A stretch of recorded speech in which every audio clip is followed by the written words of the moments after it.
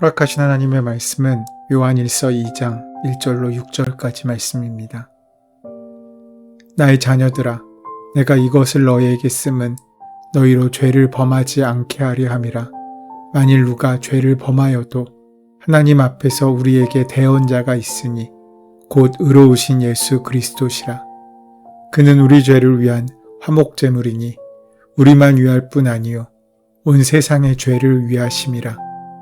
우리가 그의 계명을 지키면 이로써 우리가 그를 아는 줄로 알 것이요 그를 아노라 하고 그의 계명을 지키지 아니하는 자는 거짓말하는 자요 진리가 그 속에 있지 아니하되 누구든지 그의 말씀을 지키는 자는 하나님의 사랑이 참으로 그 속에서 온전하게 되었나니 이로써 우리가 그의 안에 있는 줄을 아노라.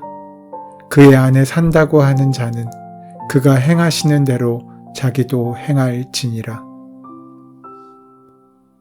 요한일서 1장에서 그리스도인들이 빛 대신 그 주님과의 사귐을 위해 빛 가운데 행하여야 함을 가르친 사도 요한은 2장에서도 계속해서 그리스도인이 죄를 짓지 말아야 할 것과 죄를 지었을 때에는 하늘에 계신 대언자이시며 화목제물이신 그리스도를 의지하여 용서를 받을 수 있음을 가르치고 있습니다.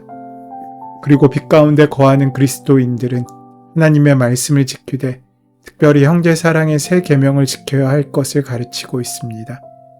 사도 요한은 나의 자녀들아 라고 성도들을 부르며 2장의 말씀을 시작합니다. 이것은 나이든 장로로서 아버지의 심정을 가지고 성도들에게 하는 말인 동시에 사도로서의 영적 권위를 나타내는 표현이기도 합니다.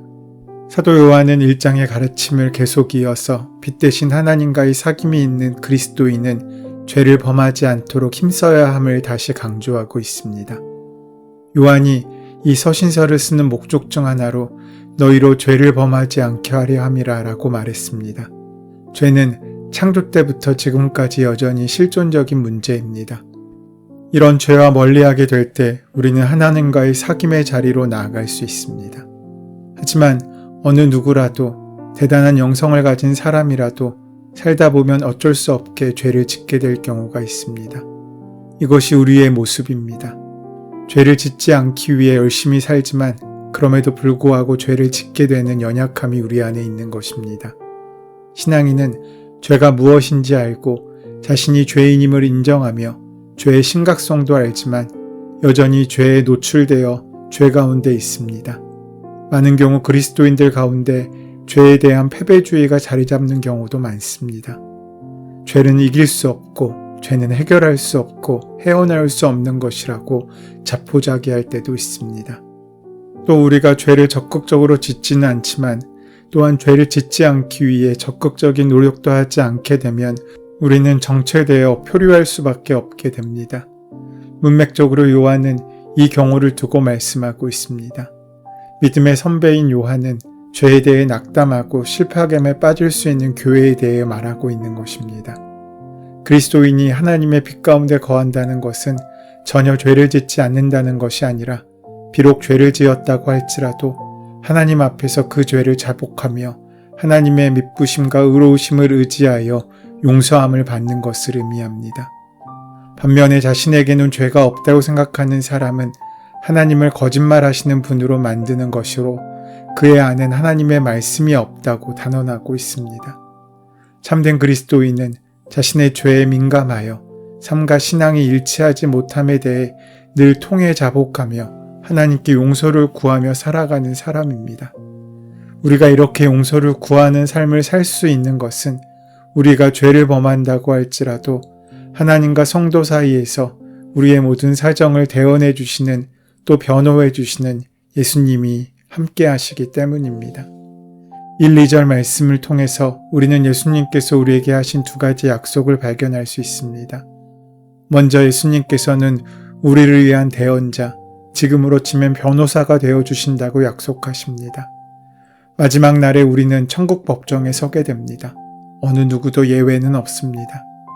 그때 판사는 하나님이시고 검사는 사단입니다. 그런데 우리에게는 능력 있는 변호사가 있으신데 그분이 바로 예수님이십니다. 오늘 본문 가운데 누가 죄를 짓더라도 라는 말씀은 책망하시는 말씀이 아니라 우리의 그런 연약함을 이해하시고 체휼하시며 긍휼히 여기시는 예수님의 마음이 담겨 있습니다. 그것은 저주가 아니라 우리를 얼싸안으시는 포용입니다. 왜냐하면 그 다음에 이렇게 말씀하시기 때문입니다. 아버지 앞에서 변호해 주시는 분이 우리에게 계시는데 곧 의로우신 예수 그리스도시다. 그러기에 우리는 걱정 안 해도 됩니다. 나쁜 생각이 몰려오는 것은 어쩔 수 없습니다. 때론 절망에 빠지고 참을 수 없는 분노에 욱하는 감정이 폭발해도 괜찮습니다. 다만 우리는 주님과 친해지기를 바랄 뿐입니다. 마치 변호사 앞에서 나의 모든 것을 다 드러내듯이 그분의 변호를 받기 위해서는 그분께 진실하고 친밀함을 가지고 나아가야 합니다. 예수님과 조금 더 친밀해질 수 있어야 합니다. 나를 위해 그분께서 일하시도록, 나를 변호하시기 위해 그분이 나를 도우시도록 말입니다. 주님과 친밀해지는 것이 죄를 이기는 길입니다. 우리의 죄를 사하시기 위하여 십자가에서 흘리신 보혈의 공로가 우리를 그 죄에서 하나님의 은혜의 자리로 옮겨지게 하는 능력의 은혜가 됩니다. 그분께서 우리의 모든 상황과 형편을 아시고 하나님께 맡기시기에 우리에게는 절망이 아닌 소망이 있다는 것입니다. 그리고 주님께서는 우리의 변호인이 되어주신다고 말씀하신 이후에 화목제물이 되어주시겠다고 말씀하십니다. 화목제물이 어떤 것인지 알기 위해서 우리는 구약의 제사 종류를 알 수 있어야 합니다. 레위기를 보면 5가지 종류의 제사 방법이 등장합니다. 제일 성경에 많이 언급되는 제사의 방법은 번제입니다. 불사를 번자를 써서 번제라고 합니다. 말 그대로 희생제물을 모두 태워서 그 향기를 하나님께 올려드리는 제사입니다. 이것은 헌신과 희생을 뜻하는 제사로 때에 따라서 속죄의 의미로 사용되었습니다. 이러한 번제 이외에 소제, 속건제, 속죄제 등이 있고 남은 하나가 바로 화목제입니다. 화목이라는 단어가 생소할 수도 있습니다. 예전에는 평화, 화평 등을 뜻하는 단어로 화목이라는 말을 많이 썼습니다. 주로 평화로운 가정을 화목한 가정이라고 말했습니다. 그와 같은 의미의 제사입니다. 그러니까 관계 가운데 평화를 이루는 제사인 셈입니다. 화목제를 통해서 단절되어 있던 관계가 회복되고 다시금 그 만남의 기쁨을, 그 은혜를 누릴 수 있게 만들어주는 온전한 관계로 이어주게 만드는 제사입니다. 사도 바울은 에베소서에서 이렇게 말했습니다. 에베소서 2장 14절에서 그리스도는 우리의 평화이십니다. 그리스도께서는 유대 사람과 이방 사람이 양쪽으로 갈라져 있는 것을 하나로 만드신 분이십니다. 그분은 유대 사람과 이방 사람 사이를 가르는 담을 자기 몸으로 허무셔서 원수된 것을 없애시고 바로 예수 그리스도의 십자가는 그렇게 하나님과 나 사이에 막힌 담을 허무시고 끊어졌던 통로를 이으시는 귀한 은혜의 사건이 되는 것입니다. 그것이 우리에게는 새롭게 산 길이 되었고 은혜와 축복의 시작이 된 것입니다. 부정적이고 회의적이었던 생각에서 벗어나 이제 주님을 묵상하고 기대하는 사람들에게 주님은 하나님으로부터 흐르는 은혜의 통로가 되어주시는 것입니다. 그런 예수님께서 우리를 변호하시는 것뿐만 아니라 우리로 하여금 하나님의 온전한 자녀로 살 수 있는 실질적이고 실제적인 삶을 여신 것입니다. 그렇게 화목제물 되어주신 예수님의 사랑으로 말미암아 우리는 하나님께 나아갈 수 있게 되었고 그래서 우리는 세상의 일들 가운데 절망하고 낙심하는 자가 아니라 소망하며 찬송하는 하나님의 은혜의 사람으로 바뀌게 될 수 있는 귀한 은혜를 누릴 수 있게 된 것입니다. 그런데 여기에는 우리가 기억해야 할 내용이 있습니다. 그것은 화목제의 특별한 기능인데 다른 제사들이 의무적으로 정해진 제사인 것에 비하면 화목제는 다른 제사들과는 달리 선택적인 제사였다는 것입니다. 그러니까 이 제사는 누가 시켜서 하거나 혹은 강요된 교리 때문에 드리는 제사가 아니라 자발적인 신앙으로 드려진 제사였다는 것입니다. 그러하기에 여기에는 감사함이 동반됩니다. 감사한 마음으로, 기쁜 마음으로, 그리고 자신의 기대와 소망을 드리는 서원의 제사로 사용되었습니다. 자원하는 심령으로 드리는 예배를 주님께서 기뻐하시듯 감사와 기쁨으로 드리는 예배를 주님께서 받으십니다. 그리고 그 감사와 기쁨의 예배가 더욱 커지고 넓어지도록 감사에 감사를 더하고 기쁜 일에 기쁜 일을 더욱 부어주시는 은혜를 허락하십니다. 주님께서는 이렇게 자발적으로 드리는 예배에 응답하십니다.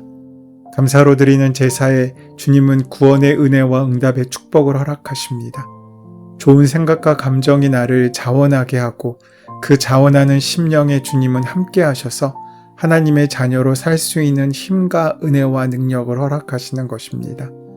그러하기에 늘 말씀을 묵상하며 예배 가운데 그리스도의 십자가를 기억하고 그 보혈의 공로를 힘입어 주 앞에 나아가는 능동적인 신앙의 모습이 우리에게 필요한 것입니다. 주님께 나아가는 귀한 힘은 예수님의 십자가의 공로를 의지하여 감사와 기쁨의 제물을 들고 나아가는 것에서부터 시작됩니다. 사도 요한은 예수 그리스도께서 우리와 하나님 사이에 막힌 담을 허무시고 나의 변호인이 되어주시며 심지어 화목제물이 되어주신다고 선언합니다. 그리스도의 십자가 사건이 바로 그렇습니다. 그로 인해 우리는 새로운 생명을 얻었고 주님의 자녀로 다시금 살아갈 담력을 얻었습니다. 이처럼 놀라운 일이 어디 있겠습니까? 주님은 우리의 죄를 용서하시고 값없는 은혜로 우리와 함께 하십니다. 그분은 우리가 어디에 있든지 나를 살피시고 우리의 능력과는 상관없이 그분의 마음과 뜻으로 우리를 긍휼히 여기십니다. 우리가 의인이건 죄인이건 우리를 눈동자처럼 지키시고 필요한 것을 채우십니다. 한량없는 은혜의 주님이 우리 주님이십니다. 많은 교회가 그 사랑과 은혜를 찬양하고 기뻐합니다. 그분의 놀라운 사랑에 감격하고 감동합니다. 그러나 우리가 여기서 또 하나 기억해야 할 것이 있습니다. 분명 주님은 우리를 긍휼히 여기셔서 우리의 죄에도 당신의 사랑을 포기하지 않으십니다. 주홍빛같이 붉은 죄라고 할지라도 주님께서는 하얗게 맑게 만들어 주십니다. 하지만 거기서 머물러선 안 됩니다. 용서받은 것에 기뻐하고 놀라워하는 것에서 멈추어서선 안 됩니다. 많은 교회와 그리스도인들이 그 사랑에 감격해 찬양하지만 우리가 해야 할 일은 그 사랑을 놀라워하는 것 이상입니다. 그래서 우리가 주님을 사랑해야 하는 것입니다.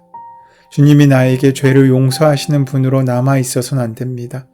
우리에게 주님은 내가 진정으로 사랑하는 분으로 남아있어야 합니다. 우리가 해야 할 일은 용서받는 것이 아닙니다. 우리가 해야 할 일은 그분의 계명을 지키고 그분의 뜻을 따라 그분의 마음으로 나에게 주어진 삶과 시간을 살아가는 것입니다. 그것이 그리스도인입니다. 용서받아서 그리스도인이 되는 것이 아닙니다.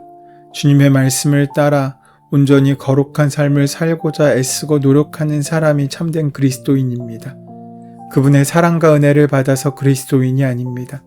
그 사랑과 은혜에 감격하여 이제 주님을 나의 가장 귀하고 귀한 선생님이요 인도자로 삼아 그와 마음의 합한 자로 살아가야 하는 것입니다. 그 삶을 살아가는 순간 우리는 비로소 그리스도인이란 이름에 합당한 자격을 얻게 되는 것입니다. 그래서 요한은 하나님을 아는 것은 관계적 체험이며 동시에 계명을 지키는 실천이라고 말합니다. 이 둘은 선후관계에 있지 않습니다. 하나님과의 관계적인 체험으로부터 자연스럽게 실천이 나온다고 말하지 않습니다. 오히려 계명을 지키는 것이 그 사람의 하나님과의 관계의 표현인 것입니다.